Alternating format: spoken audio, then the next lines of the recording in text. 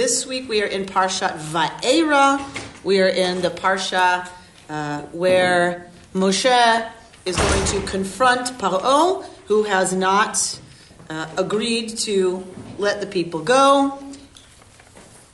And we're going to get the consequences for Paro of the plagues. This is obviously a central narrative for us. This is one that we reenact every year at Pesach. It is one of our foundation stories. It is part of our foundational mythology. And for those of us who are not so interested in the literal meanings of this, in terms of a God who punishes and makes horrible things happen when that God doesn't get God's way, we struggle with texts like this. These are some of those texts that we really wrestle with to try to reconstruct, to have them be meaningful, and certainly as our foundation story, it's meaningful on lots of levels. This part of the narrative for me is always difficult. It's always difficult at Seder. It's always difficult to reconstruct. There's been lots of creative attempts to do that. There's been some successes with that, I think. And sometimes it's a bit schwach. It's like, really? Right? That's the best we can do? So, I move back and forth in terms of my relationship to this particular part of the text. If I weren't keeping myself honest, I would skip it. It's easier to skip it, right? Let's go back to Moshe arguing with God that Moshe's not prepared to take on this job, that he's not a good speaker. That's some good stuff. Like, we totally can dig into that. This is much harder to deal with. And so one of the things that I have found interesting and helpful is understanding the plagues in their ancient Near Eastern context, and in specific, the context of Egypt and its weather and its agriculture and its ecosystem.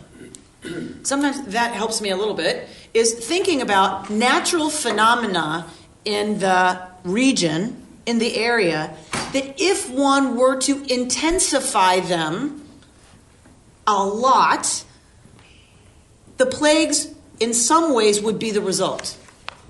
So this isn't something that just kind of comes out of nowhere. This is a very good commentary. Nachum Sarna, his commentary on this, that's why I gave it to you, is some of the best commentary I've ever come across that deals with the plagues as natural phenomena. Usually we hear them as supernatural, right? And that's what makes them part of our story, is that Yud He Vav He brings them, and they are a sign of God's power. I'm not saying that's not true, but when we locate it in what the regional experience of nature would have been, and then think about intensifying that 1,000-fold, it's a little easier to understand the plague narrative, to appreciate the plague narrative, and then for me to relate it to our own time. If our hearts are hard, if we're like Paro and don't heed what's going on and don't heed the change that needs to happen, there's an intensification of nature that can bring about utter disaster for all inhabitants of the earth. In this case, not the land, not this region, the planet. Reuben? Are we including the death of the firstborn? That's a natural phenomenon. Right. So that is a very, very important part of what's troubling, right, about this narrative. And the rabbis who even the rabbis understood that these are natural phenomena, that, again, if it's intensified, results in disaster. The intensification is done by God, of course, in this case. And the slaying of the firstborn is part of the last three plagues, right? That last set of three, wherein God pulls out all the stops. Nothing will be held back now. Everything in the arsenal will be unleashed. I thought that the commentary was saying that the 10th plague stands on its own. It's not even part of three the third sets, triangle. right? So three sets of... There's three sets of three, and Makat Becharos. So coming at the end of that third triplet, right? That whole third triplet is about pulling out all the stops, and the coup de grace is the slaying of the firstborn. Well, I have a great deal of trouble with that at every Seder, so I'm glad we're talking about it. That's right. So it is easier to skip it, but I do think it's a really important part of what it means to wrestle with these texts. And we wrestle with it starting in the ECC, the Early Childhood Center, starting in the JEC, the religious school, right? What do you do with this part of our narrative? Although I found a lot of children that I know have a lot less problem with this than we adults. Because you recite it They as accept it a as a story. story. They accept it as a story, Don't not think as... about it. And plus, compared to what they see in cartoons and television, whatever, it's completely believable. Right. Maybe too smart. Right. Quotes. So it's not that they do accept it. The challenge for us thinking through how do we do this in the ECC, how do we do this in the JECs, what do we say? Because they will believe it. So what do we say? Absolutely, they believe it. This is Power Rangers. This is like, are you kidding? They see this, like you said, all the time on television and everywhere else. So what are we going to say at the Seder? So God did this so that's the troubling part, is that they do believe it as literal, and that's our struggle with it. Metaphorically, of course, we can go lots of places. It's the literalness that's very frightening. I think my experience growing up and going to Sunday school was that you would hear these stories, and then as that was my experience of Jewish education as just a child, and you think, well, the simple story, at the Peshat level, that's where it stops, just a nice Bible story. And how do you engage adults to start digging into the deeper levels of the text? I think that's where a lot of people, like when I hear Bill Maher on TV, he's always making fun of the Bible. It's always the simple level. Just what children learn, very simple. So it's good to hear that they're learning at a little deeper level now. But also, how do we engage adults it's more than just what we learned in, Sunday school. But I think part of the reason it's hard for adults to engage with these texts is because they've written them off. Because they were told them as children and took them literally. So if we in any way have this be literally what the kids like hear is that's the story, and we don't do anything else with it, then they immediately write it off once they, have a mind to think about this at all. And what the challenge that I'm finding is that they say to me, these are silly. This is the challenge. I work with these bar and bat mitzvah kids who say, this means nothing to me because they're silly stories and I don't believe in a God who brings locusts. So that's how I felt. it's a real, or forget a nice story. They're stupid stories. They're stories that they're not even a nice story. This is not a nice story. This is an image of God that, first of all, we don't even get down with, but they're just like, this is just really, really. So why bother with any of it? And then that's where we're meeting adults. Yeah. They have been given a pediatrified understanding of Torah that is in some ways so absurd that because they stop engaging, we stop engaging them, that you're right, it becomes a huge barrier to adult engagement with Torah. Well, and an extension of that was, my point was going to be that if we want to look at retaining people in the Jewish religion, that I do believe that we need to teach in that manner from very young, in order that children do not then go, and throw it away, and in addition to including spirituality. So. I'll disagree with you slightly. Anyway.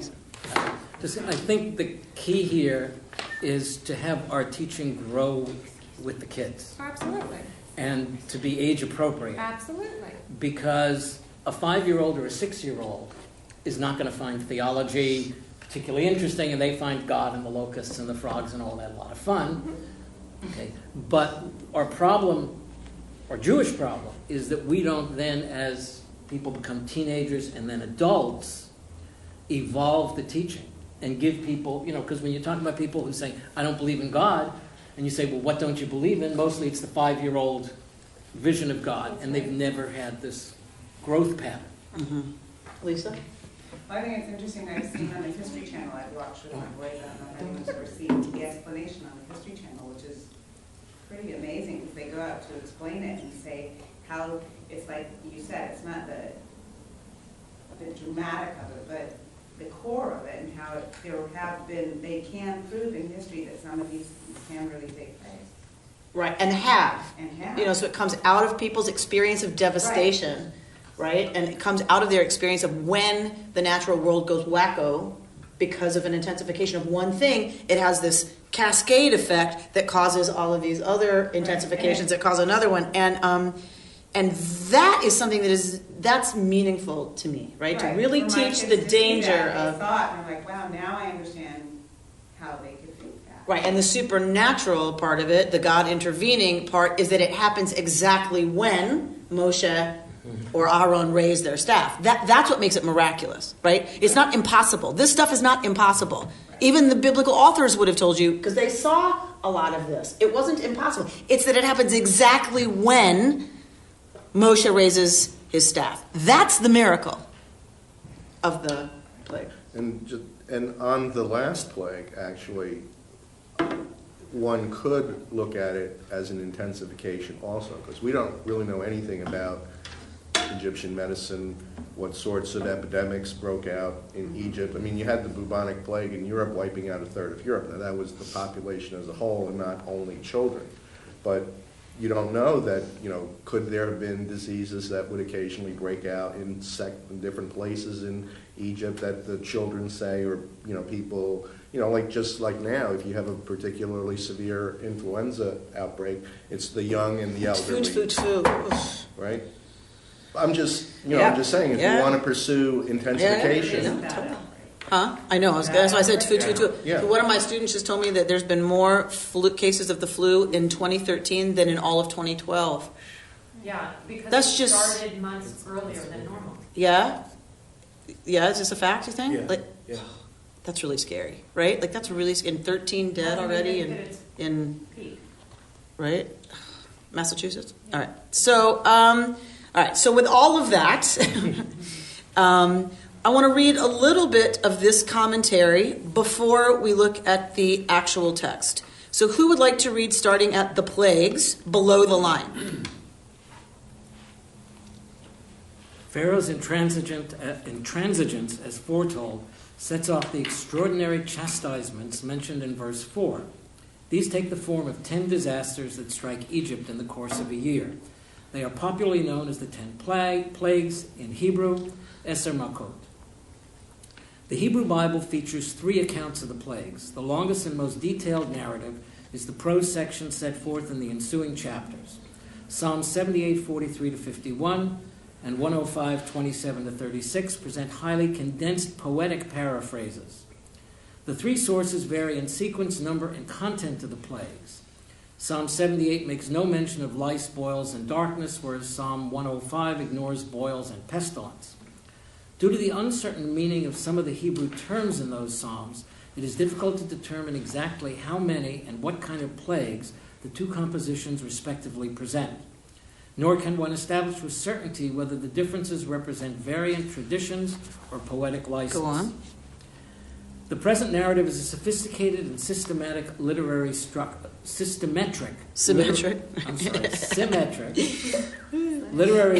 with a pattern of 3 groups, each comprising 3 plagues. The climactic 10th plague possesses a character all its own. The first 2 afflictions in each triad are forewarned. The last always strikes suddenly, unannounced. Furthermore, in the case of the 1st, 4th, and 7th plagues, Pharaoh is informed in the morning, and Moses is told to station himself before the king. Whereas in the 2nd of each series, Moses is told to come in before Pharaoh, that is, to confront him in the palace. Finally, in the first triad of plagues, it is always Aaron who is the effective agent. In the 3rd, it is always Moses. Go on. The controlling purpose behind this literary architecture is to emphasize the idea that the 9 plagues are not random vicissitudes of nature. Although they are natural disasters, they are deliberate and purposeful acts of divine will, their intent being retributive, coercive, and educative. As God's judgment on Egypt for the enslavement of the Israelites, they are meant to crush Pharaoh's resistance to their liberation. They are to demonstrate to Egypt the impotence of its gods and, by contrast, the incomparability of Yud-He Vav-He, God of Israel, as the one supreme sovereign God of creation who uses the phenomena of the natural order for his own purposes. Take it out. Close it out. Oh, in addition, You're not done in yet. addition to this dominant motif of the plagues narrative, a secondary theme is also discernible. Israel, as well as the Egyptians, must know Yod-Heh-Vav-Heh. This is made explicit in 10:2. The early Exodus narratives are very clear about the lack of people's faith in its relationship with God. In this regard, the mysterious silence of the Israelites throughout the course of the plagues may well be significant. True, the people is said to be shielded from the effects of the catastrophes, but only in the course of 5 of them. Nothing is said about this in connection with the others. It is only after the culminating miracle at the sea that the people feared the Lord, they had faith in the Lord and his servant Moses. So we don't often talk about what the point of the plagues are vis-a-vis the Israelites, right? So that it's pretty clear that it's about a challenge to Paro, who was considered a god of Egypt. So it's, right, a battle, a confrontation between Yod-Heh-Vav-Heh and the god of Egypt, in this case embodied in Paro. That seems pretty clear. That there's consequences for the Egyptians is pretty clear. And if you notice the progress of the plagues, slowly, Pharaoh's own advisors begin to turn against him until they are saying to him, let these people go. They completely round on Pharaoh. It takes a process. So you can understand how, okay, it's about Paro and that confrontation between Paro and Yod-Heh-Vav-Heh, and about needing to have that trickle down all the way through the ranks of the leaders of Egypt. Okay. What we don't often think about is, what does it mean vis-a-vis the Israelites? Is there a purpose that's educative for the Israelites? And many of the rabbis suggest yes. That the Israelites themselves know nothing about Yod-Heh-Vav-Heh really. What they know are the gods of Egypt. And that it takes this experience of Yod-Heh-Vav-Heh's might and power for them to begin to come around to understanding that there is, in fact, another force in the universe, a force greater and mightier than Paro. This made me wonder, at this point in time in our history, what were we? I think we were considered the Hebrews. The rituals, we had circumcision, but was there Shabbat? What were the rituals that we know today? What made them, the Hebrew people, what made us at that time different? What were we doing?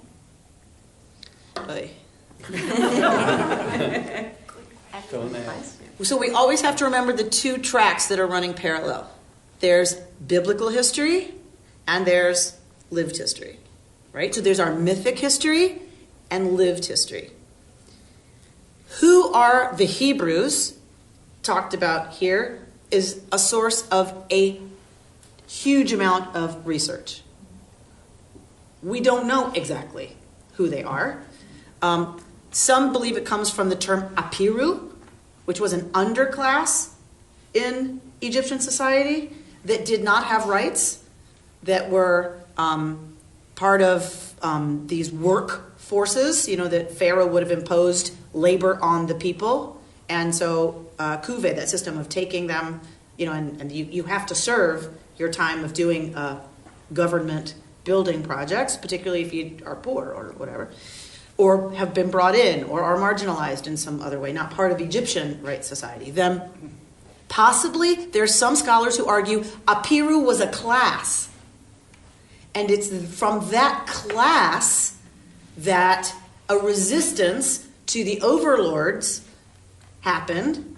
There's an escape, or there's somehow a group of them under some leadership, under some charismatic leader, leave and hook up with the Yahwists in the desert. The desert people who have a Yahwist culture and theology. And that is where the kind of formation of this other way of thinking, visioning about God and what that means and relationship and covenant and all that.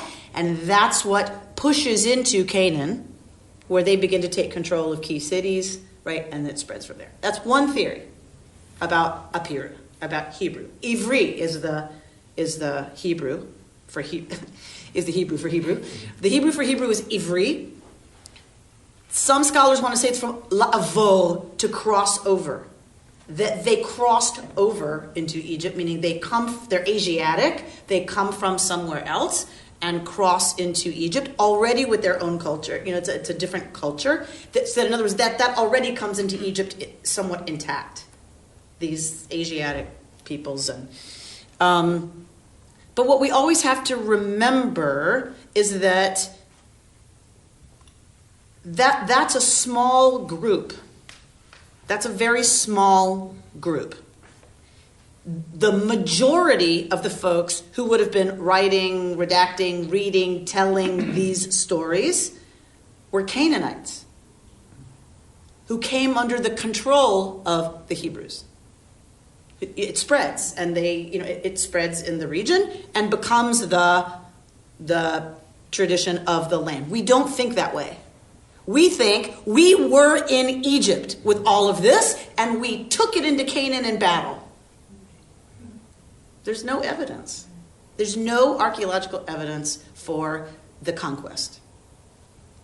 So some battles, okay, whatever. But so this group comes to power. That story of this experience of Egypt and this story of suffering and the story of something miraculous happening and them leaving and being freed from that oppression spoke to Canaanite serfs who were in a feudal system. I don't know if that's the right language, but think feudal system. They don't own their land. They're working the land, right? They get a portion of the produce, but not a lot. Their lot is never going to improve. This narrative of this group that had this experience of escape or leaving or whatever, it spoke to them. It became their story. So, what did we have in Egypt? Right. The majority of what we developed happened in Canaan. Does that make any sense? Our practices, our rituals, Shabbat likely is a Canaanite practice already. An awareness of, there was an understanding that the goddess was represented, the creatress was represented by the moon, and the moon every month goes away, right? That was Shabbatu.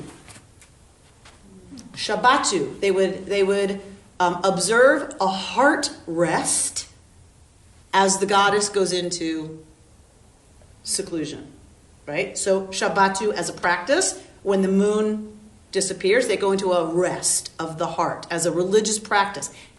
If you take a 28-day lunar cycle, and now if you look at the quarter moon, what have you got? You've got every week Shabbatu. You cannot tell me there's not a relationship between Shabbat and Shabbatu, right? So these things developed in Canaan, not in Egypt. Yes, Sarah. Going back to the earlier conversation. There's an earlier conversation. I don't remember what it was. Not about Shabbat, but about Pharaoh as God and Yahweh as an unknown that is not a person and can't be seen. And so I'm thinking that when Nachshon, is that the guy who dives into the water first? It's an act of faith in something unseen, some kind of confidence that things will be okay, And going back to our earlier conversation about God and how we understand it, for some people that can be a very important understanding that we can have faith in the future, even when something strong is unseen in us, in others, in justice, who knows?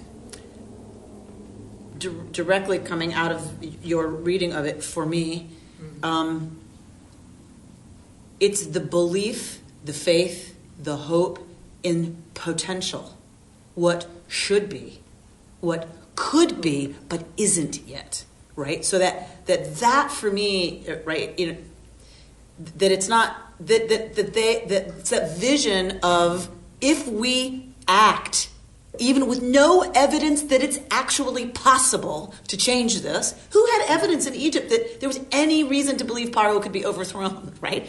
But if we act as if, with hope and faith and trust that there is a possibility that exists that we can see, but we vision, then that is what it opens up, right? The sea opens. A new path opens that wasn't there before. The rabbis say, Moshe holds his... What does Nachshon come from? Nachshon doesn't come from Torah. Midrash.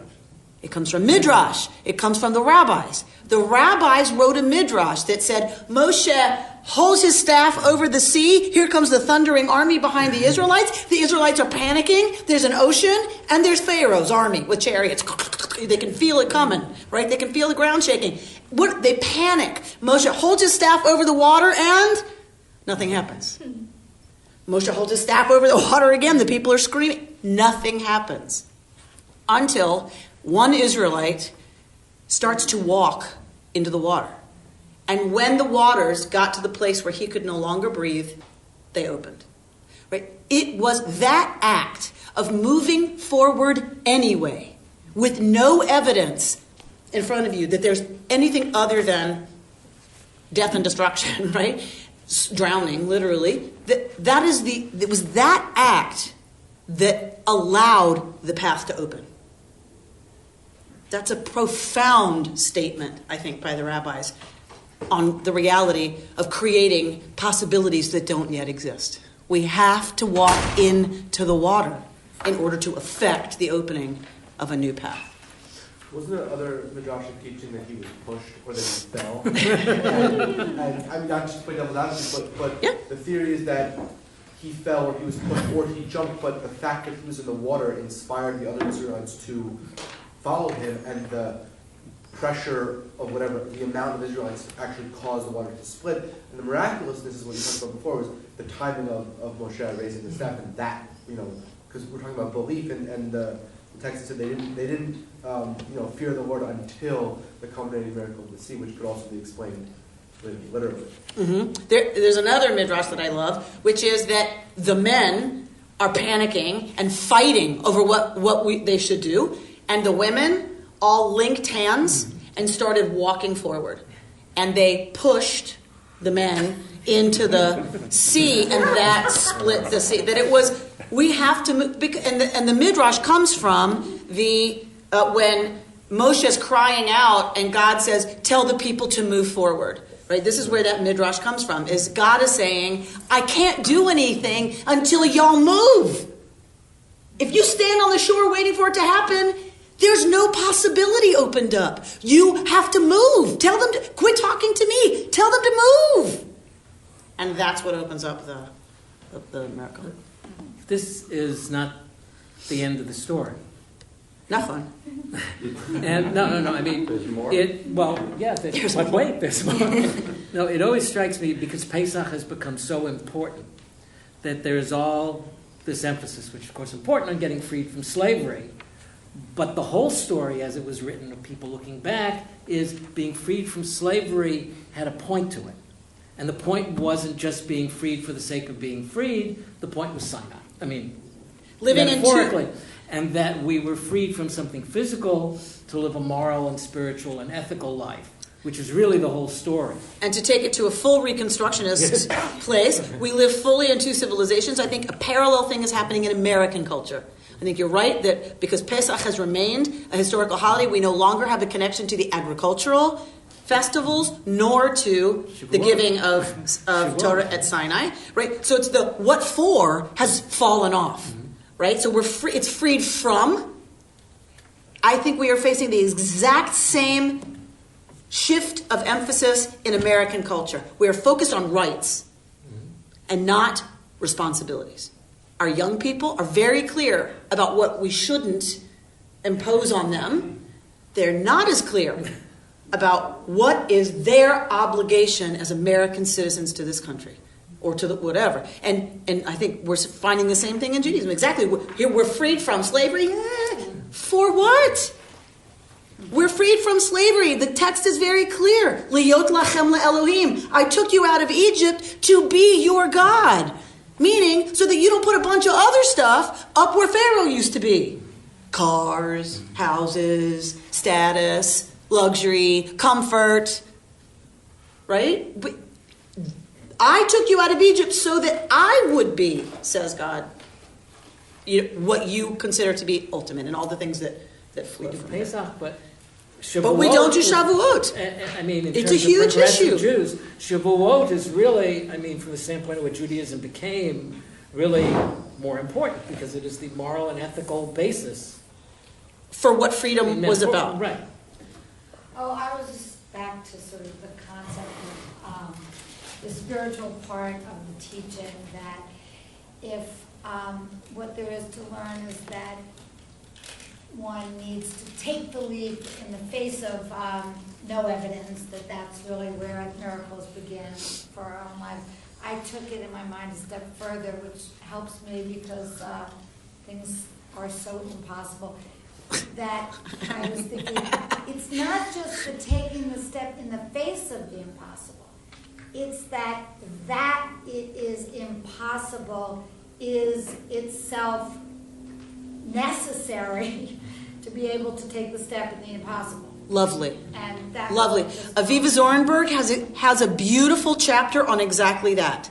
That it was necessary for the Israelites to experience their slavery and then this awful process it had to be awful and impossible in order for them to become Israelites. That Yaakov, as he was dying, is about to talk about the end of days, and then immediately the Torah stops and he picks up on blessing his children. And everyone knows that, wait, he didn't talk about what he said he was going to talk about. And a lot of the rabbis say because God darkened Yaakov's vision. Because Yaakov was going to tell them, you're going to go to Egypt and you're going to be enslaved, but it's going to be okay. You're going to come out. God's going to remember you and bring you out. And the rabbis say God shut Yaakov's mouth and darkened his vision. Because if they had been told, it would not have happened the way it needed to happen. It had to look impossible. It had to really seem impossible for them in order for it to be exactly. It's a beautiful, beautiful rendering of the whole thing. Absolutely. Do you mean in order for them to understand that freedom was coming and to appreciate that freedom after the impossible? Is that kind of what you're talking about? That there's a development of the people. That there was a progression that happened for them that was, You have to know the impossible. It has to feel impossible and unending in order for them to do what had to be done to become the people in covenant relationship to Yud Hey Vav Hey. This is kind of a pattern for parenting, because had the great power been taken away from the people to do their own fighting for what they needed to do, then they would have been infantilized. And that's what parents have to allow with their adolescents and young adults. There has to be the possibility of not making the path all the way easy all the time and letting them do their work of growing up. And I think absolutely that's part of the power of always of this story and why it has survived the millennia, is that on so many levels it is true about, true in the way that mythology is true, right? Is that it talks about truth, capital T, right? About what human experience of, coming up against resistance and what it takes and what that does for us and the need to develop into independent, human beings. Absolutely. This is a teeny aside, but but when you were talking about America and rights and responsibilities, my mind immediately went to the gun control battle. And that's where I went. Gun control? Gun control.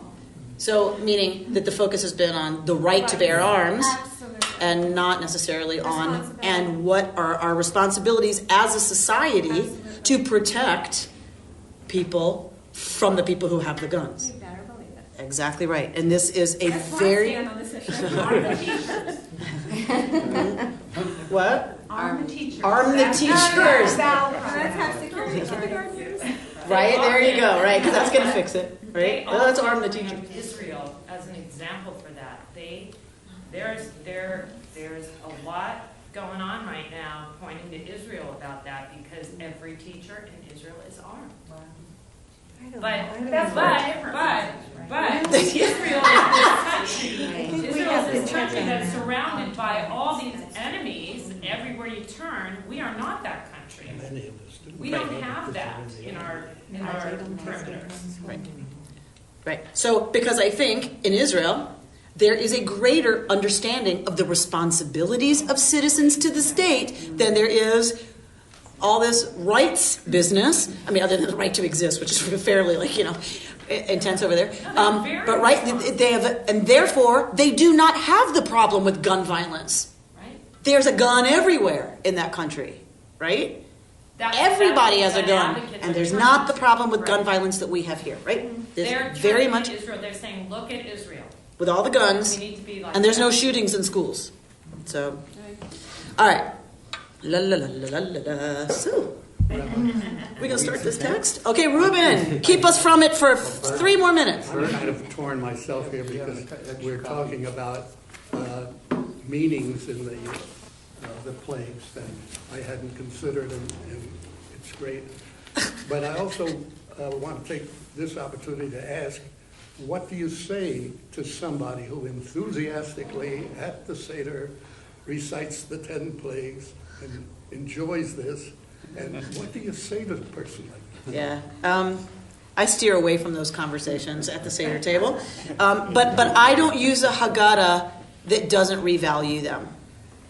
In other words, at my table for Seder, or any Seder that I would find myself at, there's a revaluing of the plagues. So if you look at the Reform Haggadah, if you look at the Reconstructionist Haggadah, there is a discussion of the plagues, and there is a way that they are revalued. What are the plagues of our time? Or, what are the ways that if we don't stop it, natural disasters are going to... in other words, there is no gleeful, this really happened, yay, we won. And even within the temptation to do that, because you take it literally in some houses or whatever, still, even in those homes, a drop of wine is poured out for every plague. Why? Our cup is diminished by suffering, even if it's for the enemy. We are never to rejoice in the suffering of anybody, including the enemy. Well, the Haggadah we use does have the phrase in there of God admonishing the people afterwards that they're celebrating when it's God's children. The Egyptians are also God's children. Okay, but then how can you reconcile that with the same God who ordered these plagues?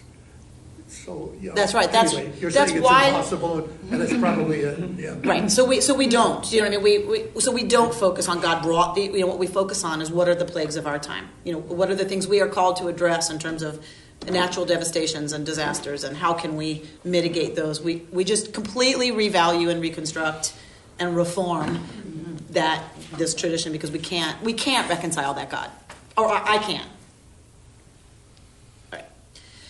So should we look at the text? How long did I manage to forestall? 45 minutes. Okay, good. Another miracle. Right. All right, so verse 14, somebody. 14. Page 38.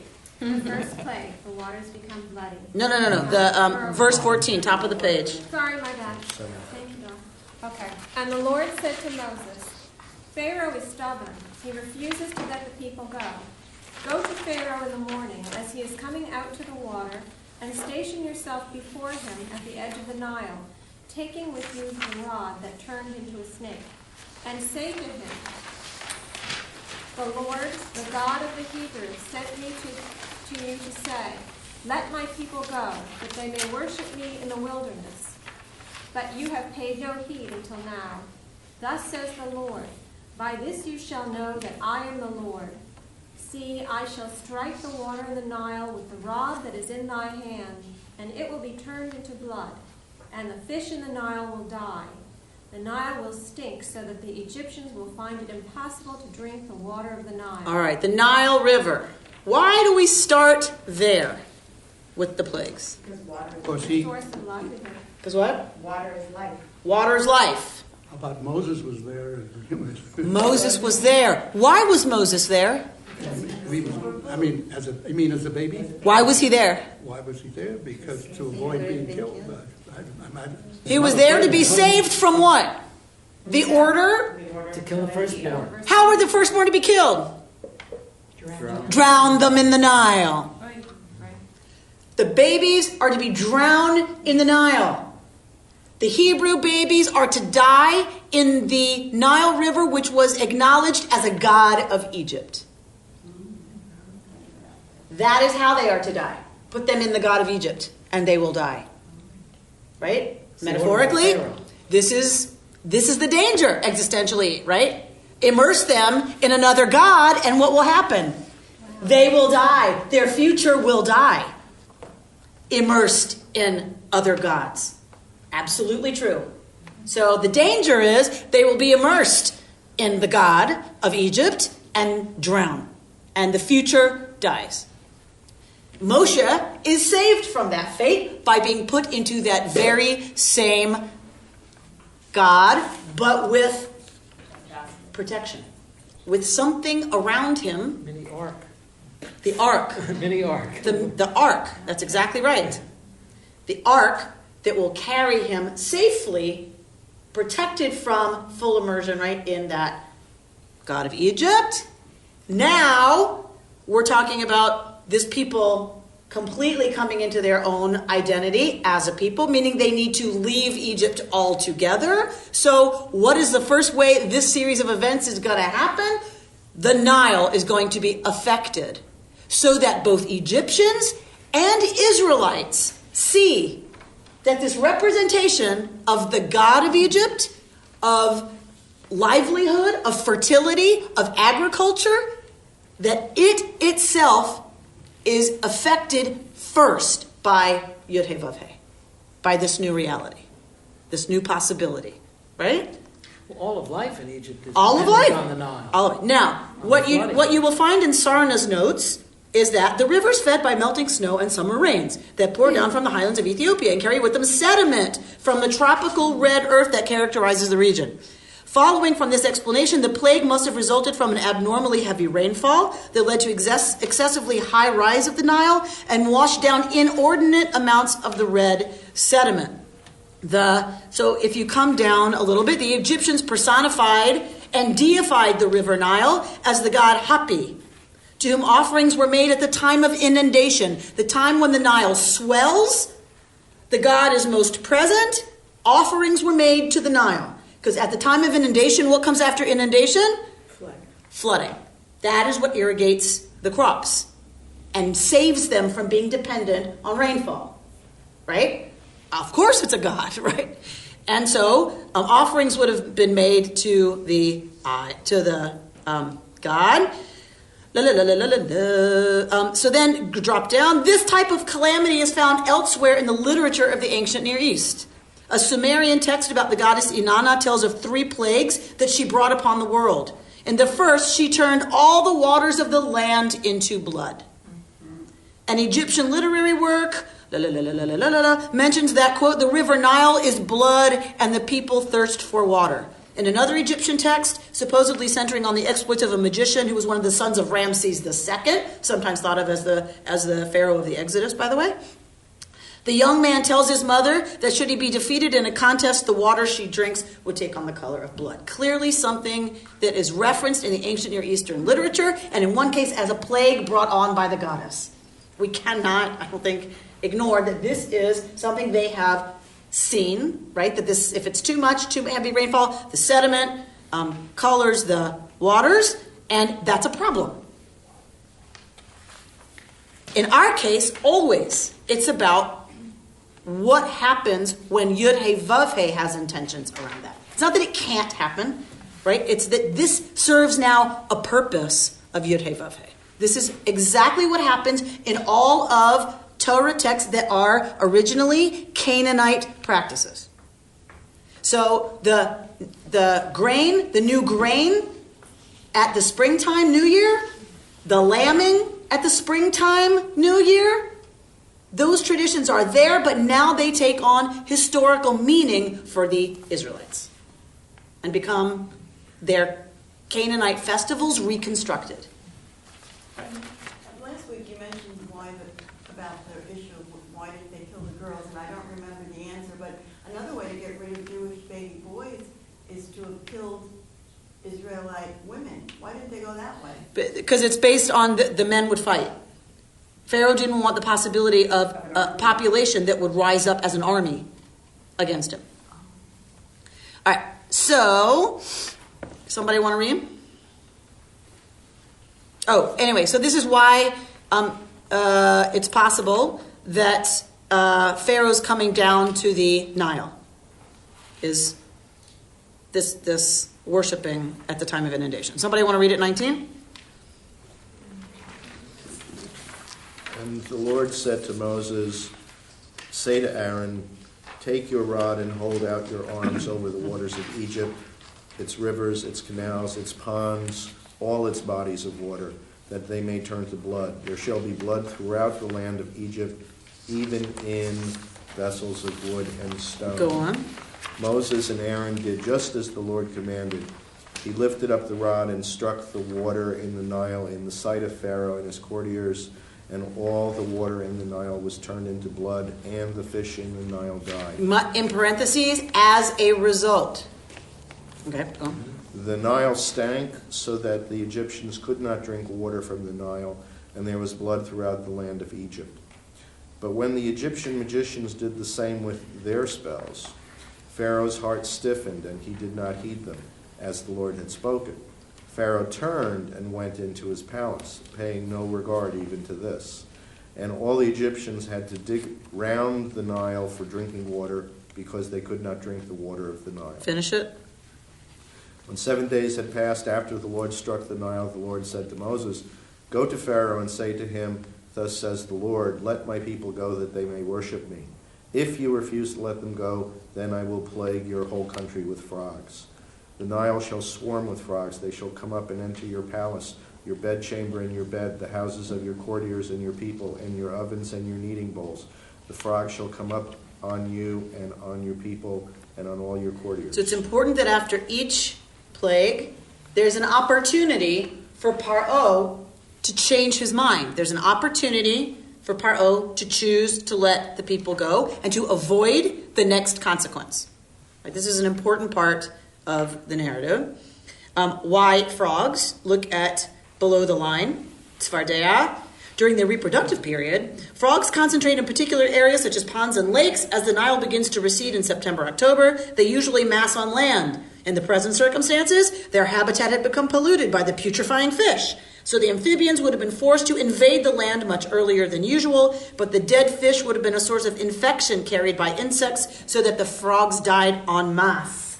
I was just reading it and thinking about what you and what we're all talking about, that these plagues have happened before in the past. Maybe that's why, because I've seen that before. Part of this had the same, well, wait a second, this has happened before to us.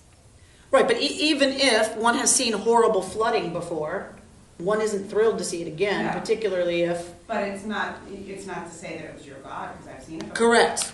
And that obviously is part of Pharaoh's coming to acknowledge that, it seems to happen every time Moshe and Aaron leave here. Right. Well, the first one, the Egyptian magicians did the same thing. Right. So he probably, well, Right, so Pharaoh was we a can little do that, that's was comforted, fine. Yeah. right? Right. And it's interesting that the Torah is fine with Pharaoh's magicians doing magic, right? Real magic. But in the course, it's a little confusing in the place of the narrative with the Egyptian magicians, because they did the same thing, but the water is already bloody. So what did they do? When I mean, I know the intent is to say that we can do it too. Right. But this is happening after Moses did it. right, so Already bloody. So it's already Sure. bloody. So what did they do? right, so the rabbis have to figure that out, and they have water that was protected. Oh, okay. So here's some clear water. Here's some clear water. Let me show you Yes. all how easy I it is can to spoil make it. it ready. Yes. Okay. Yeah, Yes. there's only 7 days between that and the frogs. And And at the point of the frogs, the water was already bad. yes, I mean, and in the point of the narrative, it's interesting that Aaron and the magicians are They're equals. they are Jousting. They're the actors. yeah. So when Aaron disappears, the magicians disappear. Right? In the plagues where we have no Aaron, we have no magicians. And it's not until the end that when the magicians come back, we have, so it's Paro and Moshe confronting each other. Moshe as the spokesperson, the representative of Yud-Heh-Vav-Heh, and Aaron and the magicians. All right. So, and here's another place I feel really bad for Moshe. Right? Because what does Moshe do? Moshe takes his staff and what does he do? He strikes the water. Later. And it's efficacious. It works. Right? Poor Moshe, who strikes the rock later and gets in serious trouble. It's like, I feel bad for Moshe. All right. I mean, he's not got an easy job to begin with, but When you're then... talking about kids, I can say my grandkids, this is the plague they love the best. The frogs? The frogs. Because? Because they have little frogs and they sing the frog song. Yeah. 8. Somebody want to read there? What time are we at? 40. Quarter of 11. Quarter of 11. So we're right there. I love you, Ruben. So you can read. I gave you more than I knew we wouldn't get through this, but I gave it to you in order for you to read more of Sarna. For you to read Sarna's commentary, figuring. If it is really interesting to you, take this, and rather than putting it wherever these sheets go usually when you're done with them, find the place in your home where your Haggadah lives. Find the place in your home where your Seder plate lives, fold it in half, tape it to the bottom of your Seder plate. It's a really interesting, way to study as you come upon your own observance of Pesach. I want to share with you a wonderful piece that I found that spoke to me. It's again Nahum Sarna, but it's from his book Exploring Exodus, the Heritage of Biblical Israel. And it's going back to the beginning of our Parsha, where Moshe tells God, I can't be talking to Pharaoh. I can't be your spokesperson. I can't be your prophet because I am a person of uncircumcised lips. I can't do this. I can't speak for you. I can't speak well.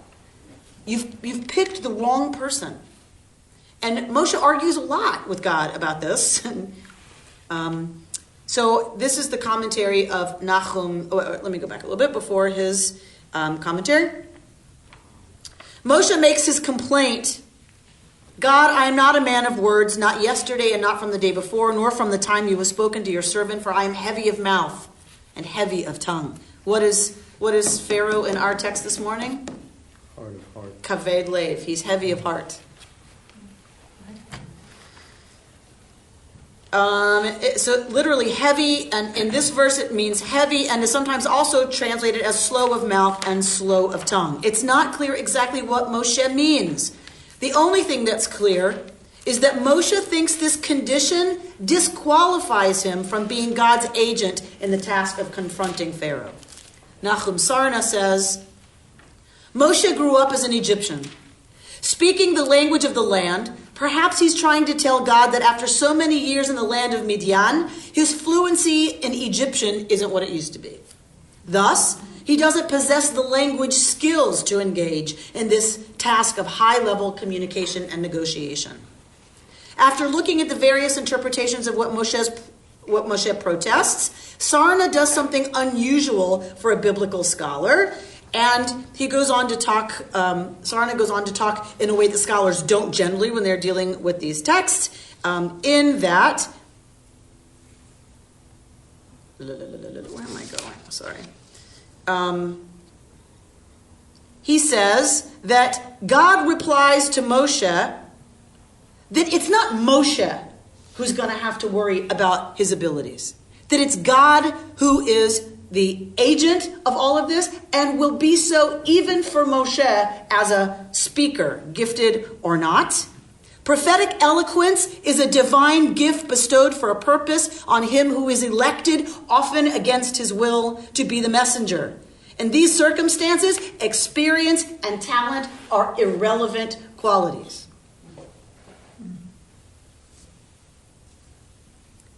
This is exactly, says the person who, I can't find their name, who's writing this. This is exactly what is discomforting about these verses. They strip from us all our excuses, all our rationales for procrastination, all our lack of self-confidence masquerading as humility. By appointing Moshe, the man of uncircumcised lips, as a prophet, president, diplomat, preacher, i.e. a man completely dependent on words, God is telling the rest of us, you have to get on with your spiritual mission in life, despite your limitations, despite your self-doubts, despite all the problems that seem to be in the way. It's much easier to shrug off the task as beyond our capacities, or to wish fervently, as Moshe did, that God would appoint someone else in our place. Not everyone is chosen to lead a nation of slaves to freedom, but each of us must consider seriously and apply to ourselves Rabbi Tarfon's famous challenge, you are not obliged to finish the task, but neither are you free to neglect it.